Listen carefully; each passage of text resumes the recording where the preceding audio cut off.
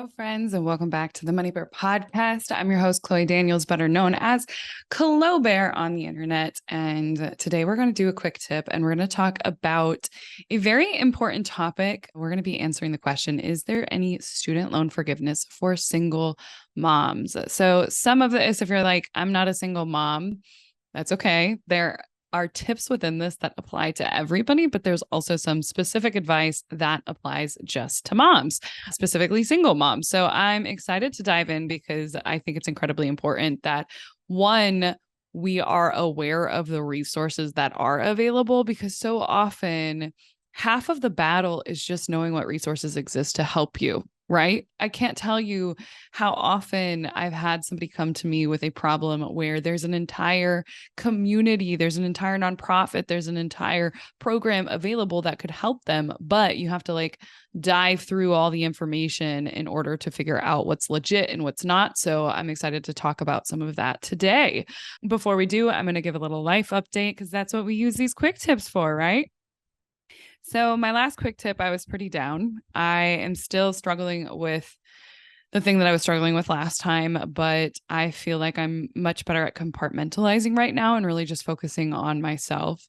My dad was here last weekend and he ended up coming back or going back home and then testing positive for COVID. He's doing okay. Luckily, he's not got any severe symptoms. So I'm hoping he has a quick recovery and is fine, especially because he's a little bit older. He's 58. So he's a little bit more in the risk category, despite having, all the vaccinations and things like that. But my personal fear was that I would have another illness, which, as you guys know, I have been sick for literally months. So I was very much hoping I would not get COVID. And so far, so good. So he's been gone since Monday. I'm not showing any symptoms or signs.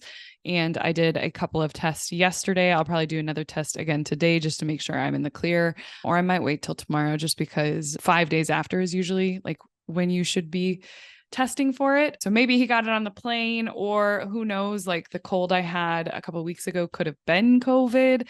I don't think it was because I didn't really have any symptoms of COVID, or like the key symptoms of COVID. It was just like a really mild cold, I think, from having my immune system being down. So yeah, that's been going on. So far, so good. The sun is out today and I've been working on a gratefulness practice, like a version of a gratefulness practice. And it's kind of silly because the idea came from a movie that I was watching on Netflix, and I didn't really watch it. It was just kind of like there on Netflix in the background, but there was something where, oh gosh, what was it? It was like, it's something happiness on Netflix. Happiness for Beginners. That's the name of it. So I was watching that in the background. I didn't really pay too much attention to it, but every once in a while I would like pay attention to it in between scrolling on my phone.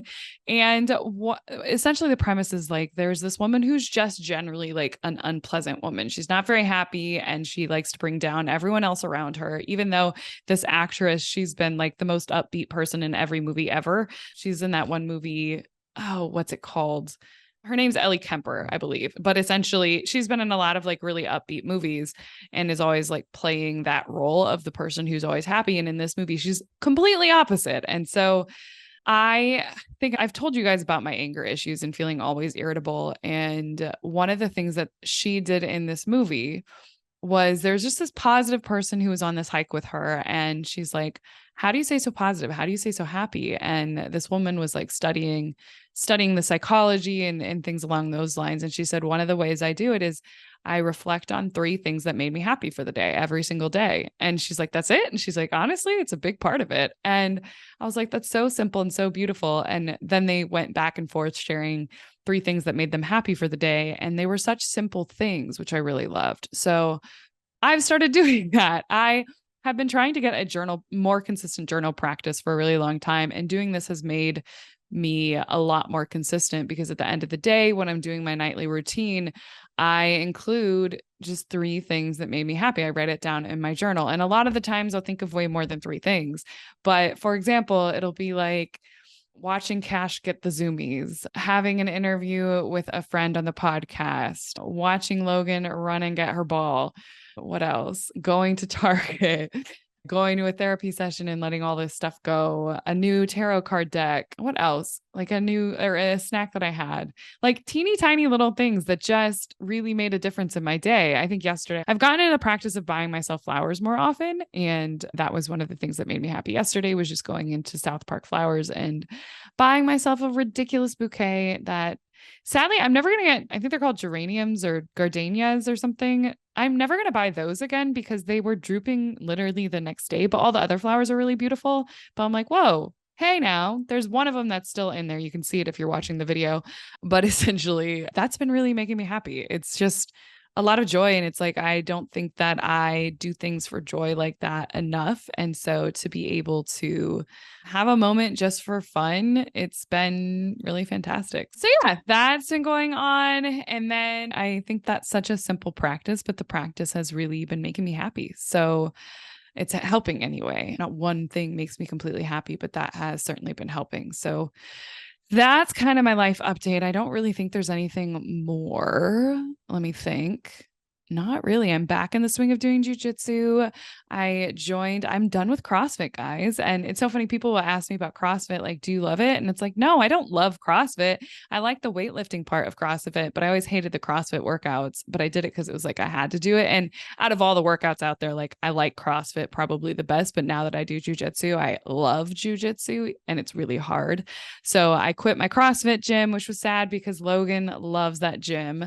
She loves all the people and she's always very excited to go. But I was like, I cannot justify paying $179 for a CrossFit gym that I barely use and $200 a month for jujitsu. So the CrossFit gym had to go. And instead I joined a local, very small gym for like my weightlifting routines. That's like $50 a month and it's local, which is nice. And there's like this outdoor portion of it. It's just a lovely experience and it's right next to the flower shop. So I have been doing that and I just joined this week and that's been, yeah, making me happy. These little routines and rituals that are just improving my everyday. So that's pretty much all I have for you guys in terms of my life update. So let's get to the post for this week. The reason I say post is this was originally a blog post, and I will leave a link to the blog post. It's called Is There Student Loan Forgiveness for Single Moms? If you want a much more in-depth conversation and much more in-depth links and things like that, that will connect you to all these resources that we're about to talk about, just head on over to clobear.com and you can do a search, Is There Student Loan Forgiveness for Single Moms? It will come right up. So let's go ahead and dive in. All right. So the first thing I want to do is remind you that we have a free money guide, which has tons and tons of information and free tips and templates and things like that inside of it. If you haven't already got it, you are truly missing out. So head to moneyrightguide.com.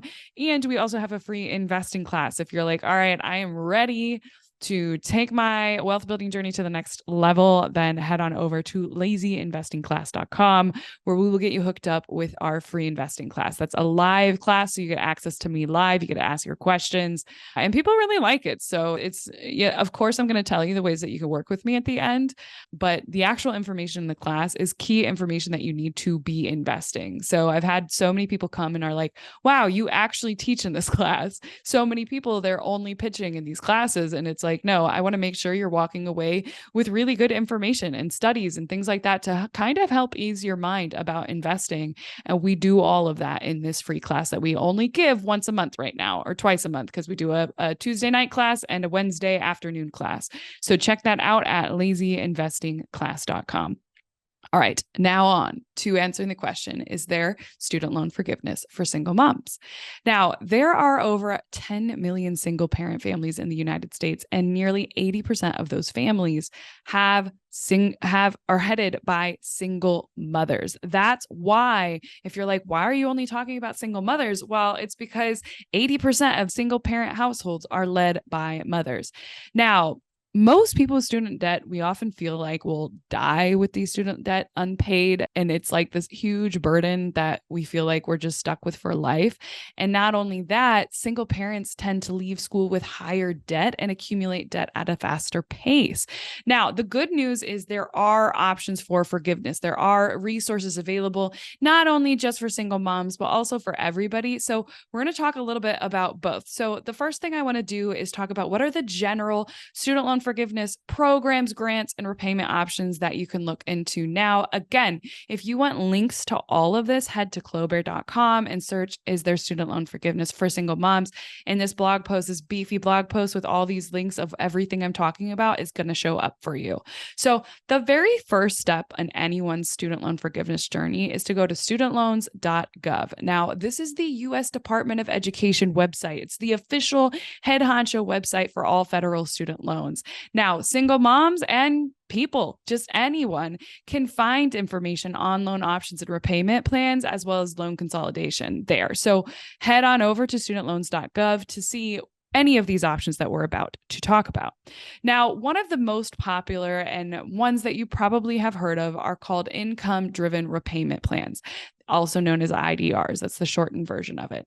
These plans are based off of your monthly payments, or they're basing your monthly payments to pay off your student loans on your income and your family size, which can be hugely beneficial to single moms with limited income. So if you are like, oh crap, I don't think I'm on an income-driven repayment plan, absolutely check out what options are available to you, because not only are these plans going to allow you to pay less on a monthly basis after either 20 or 25 years, depending on your plan, you're going to get your student loans forgiven, which is huge, which is so cool, right? So definitely make sure that if you're like, I am struggling, I don't have enough money to make these payments, if you're eligible for an income-driven repayment plan, make sure you are aware of your options there.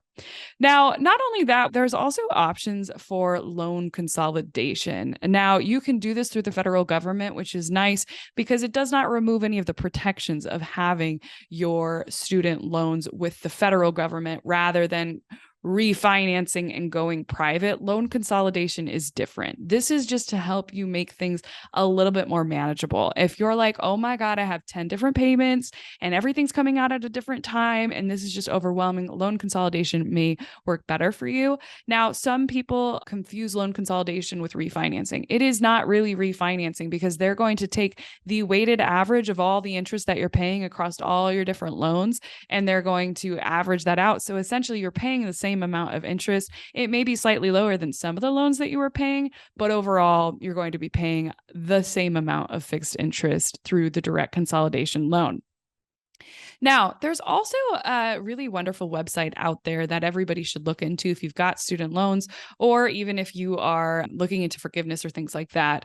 This website is called the National Student Loan Data System, NSLDS, and it provides an overview of all federal student loans, including loan balances, servicer information, and loan statuses. A great resource if you're like, wait, I need to first understand what even are my loans and what does it mean for me to understand where I'm at currently.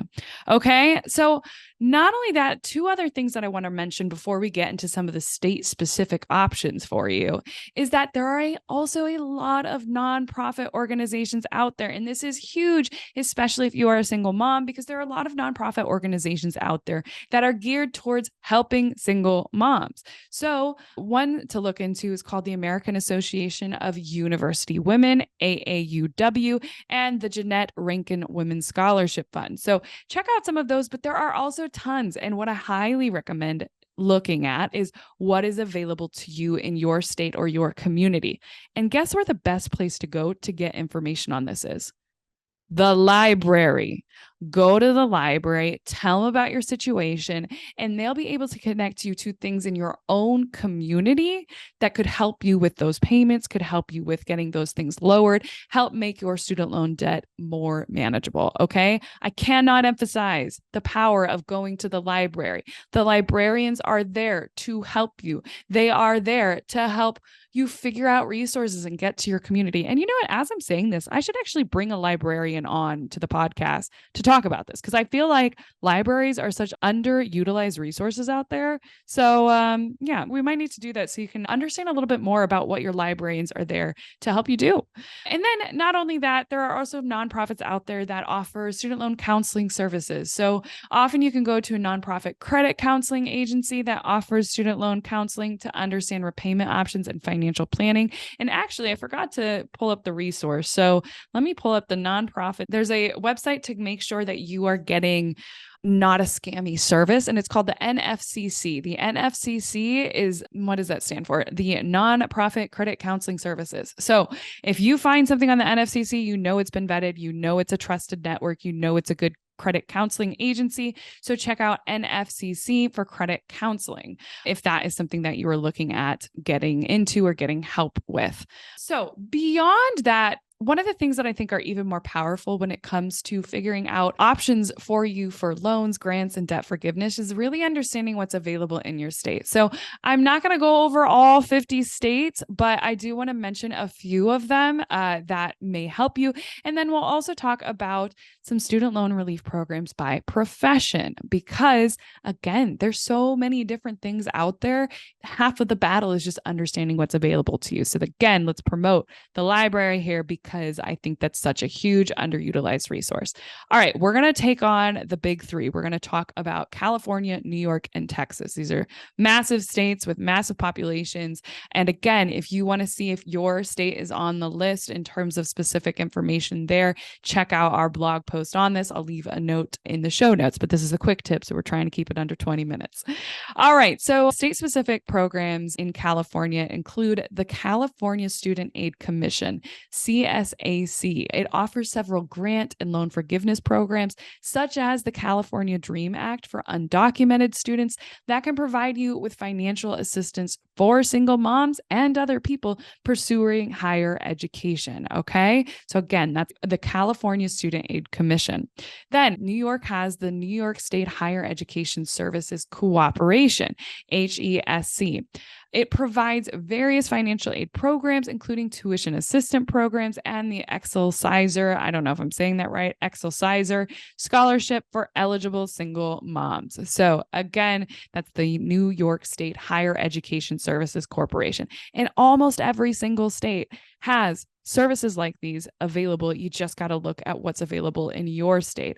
And then talking about Texas, Texas has the Texas Education Coordinating Board, THECB, and they administer grant and loan forgiveness programs like the Texas Public Education Grant, LRAP, which can be beneficial for single moms who are managing student loan debt. So again, a lot of states have really robust programs out there, and often they're underutilized because people don't understand that these programs exist. Okay. And then I also want to give 3 tips for if you are in a specific profession and you're not aware that this is available to you. Maybe we'll give like 5 because these are really important. Again, if you want to see the full list, head on over to the blog post that we'll leave in the show notes. So number 1 is the big honcho. Everybody knows about, at least I think everybody knows about this, the Public Service Student Loan Forgiveness Program.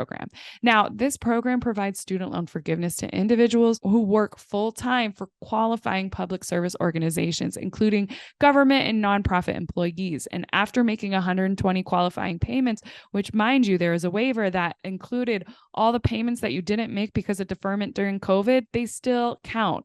But after those 120 qualifying payments, the remaining loan balance may be forgiven. They being the government, has made a lot of changes to the public student loan forgiveness program in the last couple of years to make it more accessible, because it used to be that this public student loan forgiveness program, which you should all listen if you qualify, or if you're not sure if you qualify, you should head to our podcast episode with Nika Booth, where she talked about the public student loan forgiveness program. And we're actually going to have her back on again to talk more in depth about it, because there's been a lot of changes to it.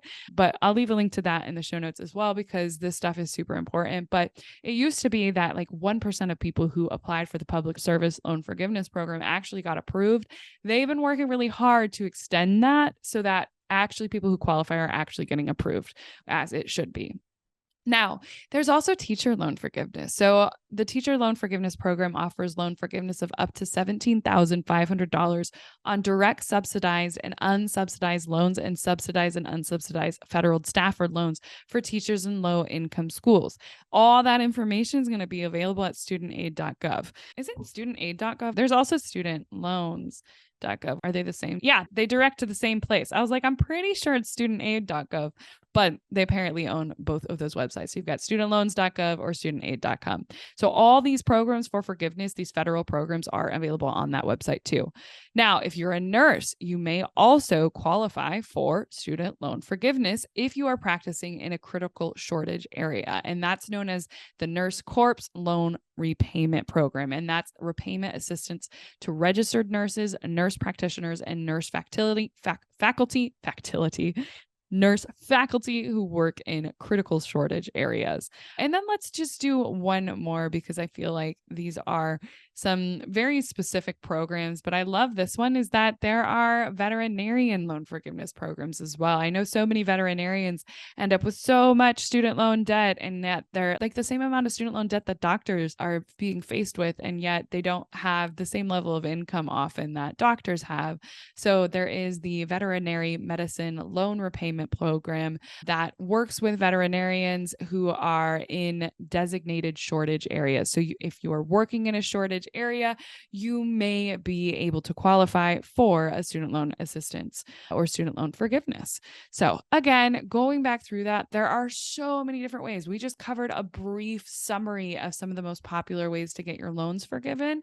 And the only way you're going to find out is if you qualify, if you need help, is to go to the library, to go see what kind of resources are available to you and your community. Because I promise you, you'll be surprised when you see, oh, wait, there are programs available. And maybe if it's not for student loans, maybe it's for, I don't know, food assistance. Maybe it's for school supplies assistance. Maybe it's for community help. Maybe it's for carpooling help, things along those lines. There are resources available, but unfortunately, it's on us to go find those resources. So I hope this was helpful to you. Again, shout out to the library because your librarian in your local community is like your angel, the one that's there to help you.